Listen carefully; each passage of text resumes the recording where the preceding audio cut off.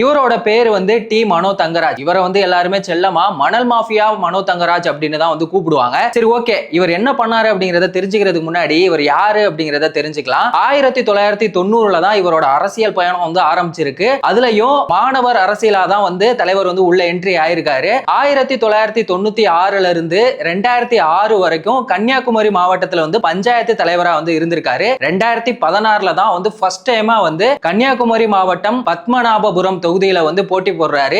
20,000 ஓட்டு வித்தியாசத்துல ஜெயிக்கிறாரு. திரும்ப 2021ல ஆப்போனன்ட் ஆன ஏடிஎம்கே, அவரோட பேரு வந்து ஜான் தங்கம், அவரை எதிர்த்து வந்து 87,744 ஓட்டு வாங்குறாரு. அது மட்டும் இல்லாம 26,885 ஓட்டு வித்தியாசத்துல வந்து ஜெயிச்சிருக்காரு. சரி, இவர் இந்த இடத்துல இவ்வளவு ஸ்ட்ராங்கா இருக்காரு அப்படின்னா மக்களுக்கு ஏதாவது நல்லது பண்ணிருக்காரா அப்படின்னா அதெல்லாம் ஒண்ணும் இல்ல. கிறிஸ்துவர்கள் நாடார் சமுதாய மக்களோட ஓட்டுக்களை வந்து இவர் பக்கம் இழுத்துட்டாரு. அதுதான் இவருக்கு அங்க ரொம்பவே பாசிட்டிவா இருக்க ஒரு விஷயம்.